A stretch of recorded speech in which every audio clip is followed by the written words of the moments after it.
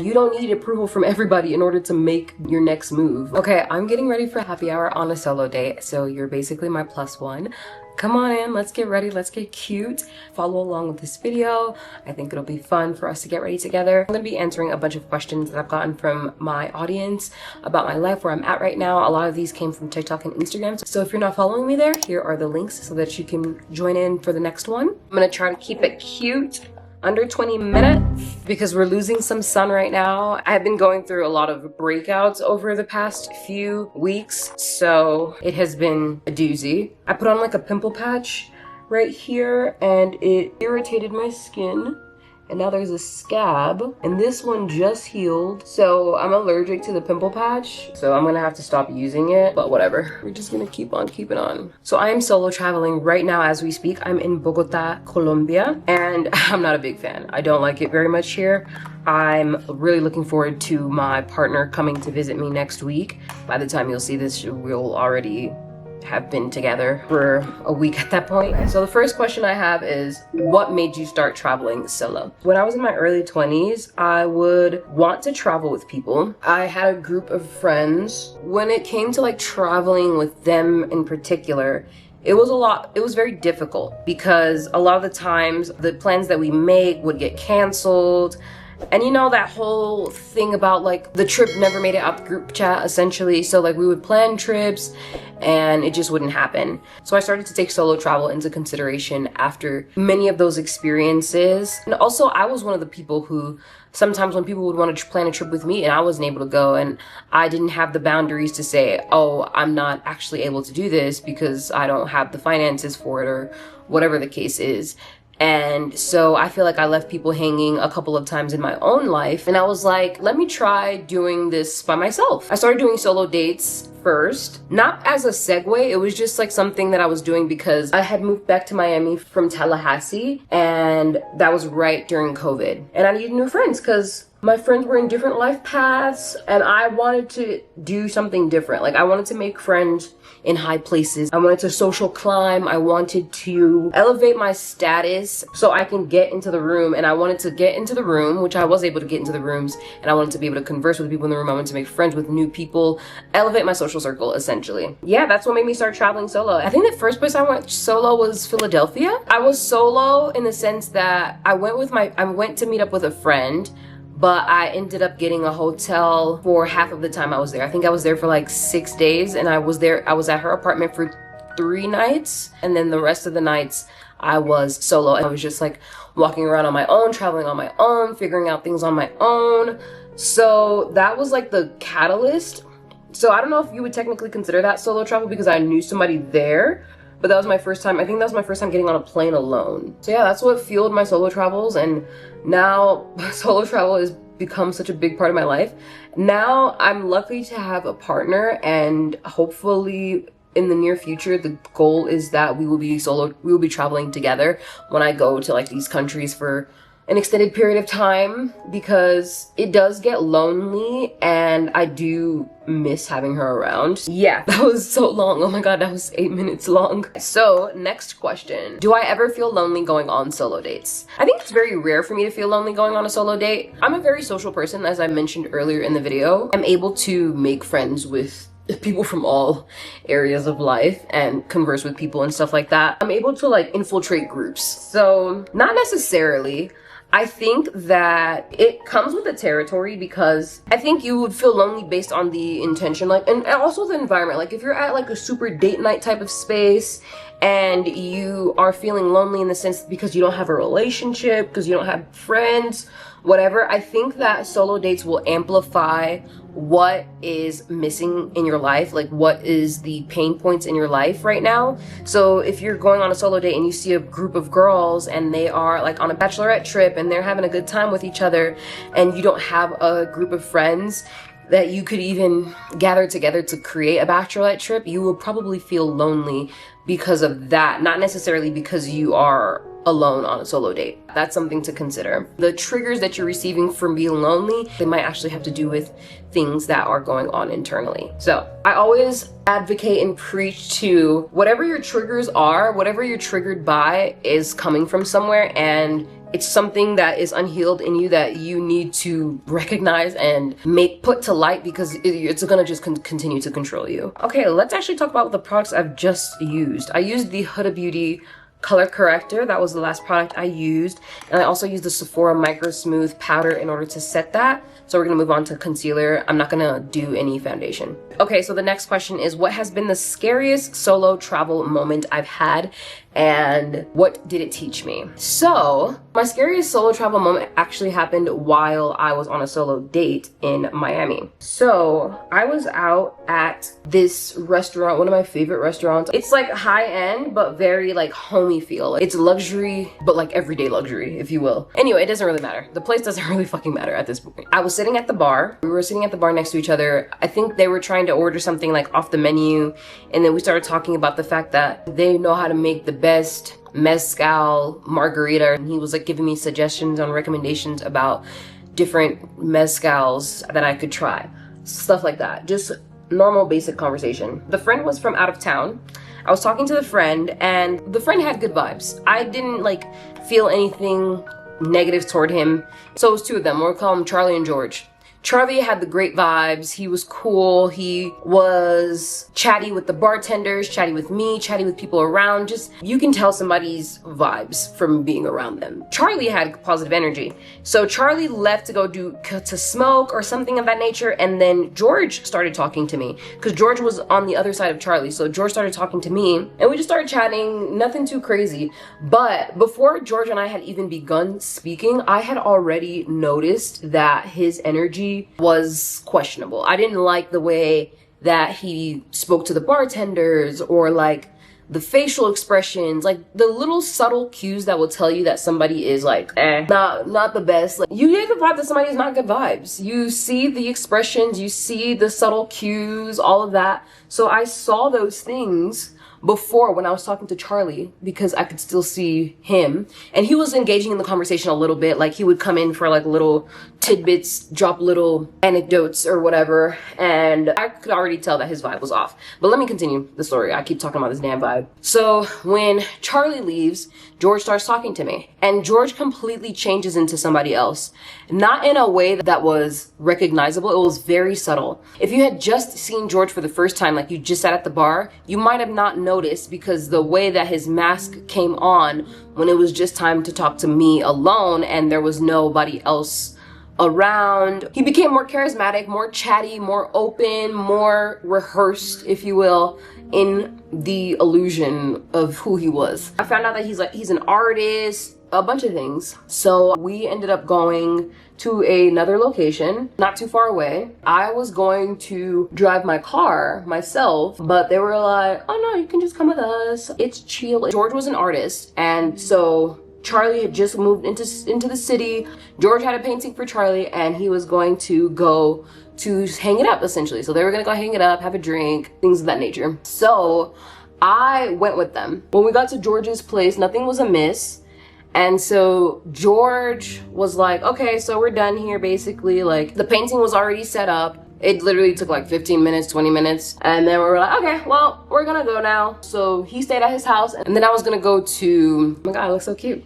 And then I was gonna go to George's place, right? George lives on Star Island. He was talking about he lives on Star Island. He drove a G-Wagon, which is the car that we used to get to the second location. The story is like really long-winded. I don't feel extremely comfortable telling it, because I do feel like an idiot for letting that happen. It's hard for it to like come out, because it's not a story I've ever told, actually. No one knows the story except my journal. So yeah, there's that. Forgive me for my long-winded ass delivery. But anyway, George lives on Star Island. He mentioned it a couple times because he knows that has social capital. We get to his place. It's like a condo on Star Island, and Star Island is an extremely exclusive, very expensive part of Miami Beach. And I was like, I've never been on Star Island. Like, I've never been at a house on Star Island. Let's go. I mean, let's see what's up. He wasn't making any sexual passes at me or anything like that. So we were there, we're hanging out. We were exchanging music videos. So he would put a music video on the TV, and then I would put one on.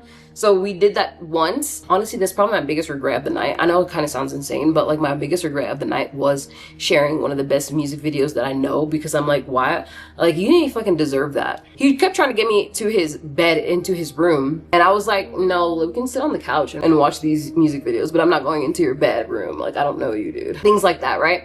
So we ordered pizza. I get one, he gets one. We're having some za. He's still trying to get me to go to his room, trying to get me to get in his bed, just making very sexual advances. After I politely declined several of these sexual advances that he made, he started getting absolutely belligerent. He started to like make me into the bad guy and said things like, I don't remember the exact words he was saying, but he was essentially trying to turn me into the bad guy. It's in one of my journals, but I don't have it here with me right now.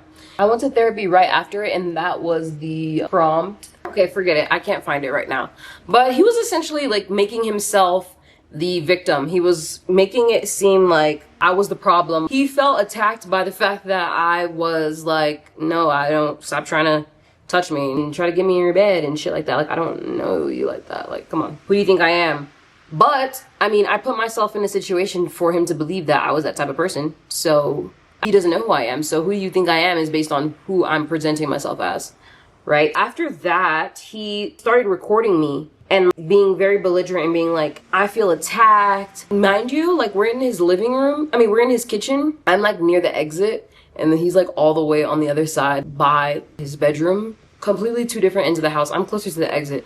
I'm not doing anything. I'm literally like packing up and be like, okay, I'm actually gonna go. There was nothing in my demeanor that was giving attack because I was literally like ready to go. So yeah, he was saying things like that. He was actually recording me while doing it, and that was just so weird. It was like, I wasn't being combative. I wasn't fighting back. I was just like, dude, what are you talking about? Literally, I'm pretty sure that's what I was doing, because I do that sometimes. I like make people feel kind of stupid because I'm like, what are you even talking about? He's like, I feel attacked right now. I'm like, attacked how? What are we talking about right now? How do you feel attacked? No answer. Anyway, so I ended up having to Uber myself to my car. I asked my brother to get me one because I didn't have the app. So I asked my brother to get me an Uber, and yeah, that was definitely one of the most traumatic moments I've had in my solo dating experiences. That was so long-winded. What it taught me was all that glitters is not gold. The person was talking about his G-Wagon and living on Star Island and all the artists and how he's a big artist and how all his stuff is selling and all that good stuff. And I was blinded by that. It also taught me to just trust my intuition, my initial gut feeling. Because my initial gut feeling, as I told you guys in the beginning of the story, was that I didn't like him. And I didn't listen to that because he put on a new mask when he started talking to me. But I already saw you for who you were, and I didn't believe it at the time. That's definitely something I've learned since then, is to follow that gut instinct, follow that intuition, and you will be all right. It really is there for a reason. That hasn't stopped me from living my life and doing spontaneous things and going to random penthouses and stuff. But it definitely made me more aware of my internal messaging systems telling me, yeah, this is not a good guy. Like, clearly you can see that. I've been talking for like 30 minutes, so stop recording. That was one of the scariest moments in my solo dates moments, and yeah, would not recommend. All right, let's move on to the next question. How do I deal with judgment from friends and family who don't get it? I don't have a lot of judgment from friends and family because I'm lucky to be in an environment that is, my parents, my family are pretty supportive of each other, of our goals, of our desires, of our aspirations in life. So whenever I tell my parents that I'm about to go on a month-long, 2-month-long adventures, they don't really have much to say in this sense, like, don't go, don't do it. They're just more of like, okay, where are you going? Be safe, be careful, I'm gonna pray for you, things of that nature. So I have a lot of support from my family, which I'm very, very grateful for. I don't have any negative influences when it comes to my family or my friends. They're pretty usually supportive. I have one friend who's like extremely scared of like almost everything. She has a very like scared type of personality, very skeptical type of personality. So she's usually the one that's like, Marlene, oh my gosh, you're gonna be gone for that long, that's scary, like, you know, shit like that. And she's like, oh, you're so brave. And everybody is their own programming, and her programming is very much so stay safe, don't rock the boat, stay in your lane. And my programming is different. So it's like, if you do have people, friends and family who have a lot to say about your desires and your adventures. I think the main thing to focus on is the fact that they've lived their lives, and even if they're just at the beginning of their lives, just like you are, they have free choice to make whatever decisions they want to make, and so do you. And you don't need approval from everybody in order to make your next move. When you are so dependent on everybody else approving of you, it just holds you back. It holds you back in life, and you end up regretting the fact that you did not allow yourself to flourish and prosper, because you allowed people who have their own old programmings that have nothing to do with you, that is not conducive to your goals, dreams and desires in life, and you let their programming get to you. You let their programming turn you into somebody who's too scared to do anything, or whatever the case is. You have the choice to live the life that you were given. You were blessed with this life, and you're the only one that's gonna have to live it, so you might as well live it how you want to live it, and they will come around. I watched some people who did have a lot of pushback from their family when they decided to go solo traveling, and a lot of them said in their videos that their family came around, so they'll most likely come around. It'll be all right. What's one limiting belief that I had to let go of to become the woman that I am now? I have a few limiting beliefs that I've had to overcome and that I'm currently overcoming. A lot of them have to do with money. One of them being that you have to work hard for money, you have to punch into a job for money. That is something that I heard my mom saying a lot. Growing up, she would say it like, lawap ponche, lawap fwape, which means when you're punching, like punching in the clock. And that was the programming that I received a lot, was that you gotta punch in, essentially. You have to punch into a time card to earn money and have freedom and all of that stuff.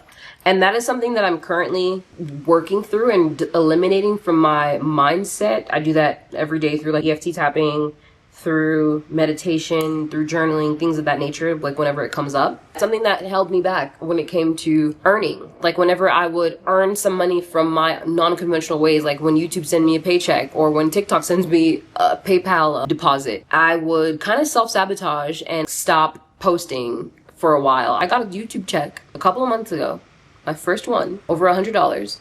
And I stopped posting for like 2 months. And it's not something that I consciously do. It's something that runs in my subconscious. There's no reasoning for it. There's no logic behind it, because it's just something that's been programmed into me for as long as I can remember. So it's something that I'm working through constantly over and over again, because those programmings that you got when you were under the age of 7 have a deep-seated place in your mind, and to get them out is a lot of work. But that could also be a limiting belief right there. The fact that I'm saying that it takes a lot of work to get something out of your subconscious mind. Says who? Next question is, what is the biggest tough love advice I can give for women in their 20s? When it comes to tough love, that's like my lane, that's my realm. When I talk, especially like on TikTok and Instagram reels, like my delivery is not, oh my gosh, like you just need to do this. It's very much, you're in the way of your own success, and the reason why you are like this is because you have decided to accept that mediocrity is okay for you, because you see it around you and you have decided that this is enough for you and blah blah blah, you know, just random. I just go in, you know. So figure out who you are first and make decisions from that. I have seen a lot of women's lives get derailed from relationships in the name of love, partnerships, relationships. And we need to have a greater conversation about why this is happening on a grand scale. I believe it's the way that women have been programmed. Girls are programmed to seek love and love over everything, men over everything, compete for men, compete for relationships, all that kind of stuff. And I believe that it has derailed women a lot. And there are women who have gotten pregnant by men who they should not have gotten pregnant by them. The settling that you do in one area of your life will bleed into all areas of your life. And I believe that your relationship has the biggest effect and influence on your life. And if you are choosing from a space of lack, from a space of, oh, I have to grab this while I can because there's nothing else available for me, because of course we live in a capitalistic society, so scarcity has been ingrained into you to make you believe that you have to pay more for things that are abundant, because we do live in an abundant universe, but you have to pay more to get things that are considered scarce. Scarcity is how this society runs, functions, and thrives. It gives you a false sense that the things that you want might not be available to you because there's not enough for everyone, which is a fucking lie. They'd rather throw away perfectly good food then feed people. The amount of food that goes into the dumpsters, into the landfills, perfectly good fresh food, will tell you as much as you need to know. Essentially, stop letting these men ruin your lives. Stop getting pregnant by these men, and start taking some accountability for the fact that you allowed this type of relationship to thrive and flourish.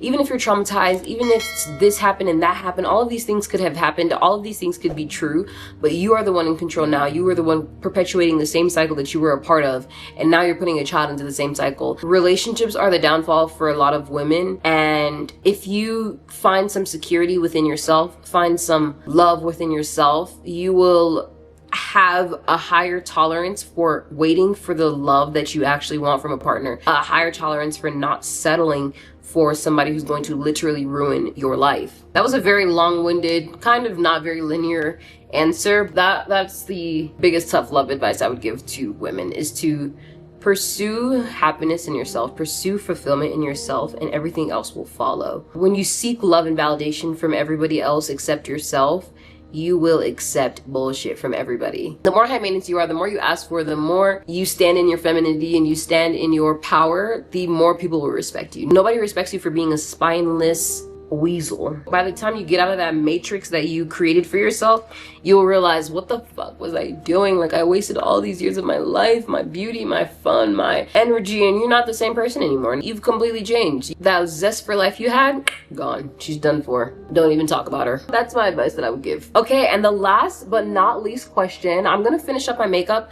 I'm just gonna do my brows and then I'm gonna answer the last question, so I will be right back. I realized I forgot to tell you all the makeup I use except for the Huda Beauty color corrector. So if you want to know what I used, just comment whatever product it was that you want to know about and I will share. Now I'm setting my face with the Charlotte Tilbury setting spray. I'm gonna just do my lips so you'll see what I use for my lips, but other than that, just comment down below whatever you want to know. Okay, I have changed into my outfit. I'm just gonna put on my earrings in a little bit, but we lost quite a bit of light, so let me go ahead and hurry up and finish this. I'm using the Makeup Forever Artist Stick in the shade Dimensional Dark Brown, and I'm also using the Charlotte Tilbury in the shade Foxy Brown. The Foxy Brown is too light and Dimensional Dark Brown is too dark, so I mixed the two together. I'm gonna get the Limitless Brown. My baby's gonna get it for me.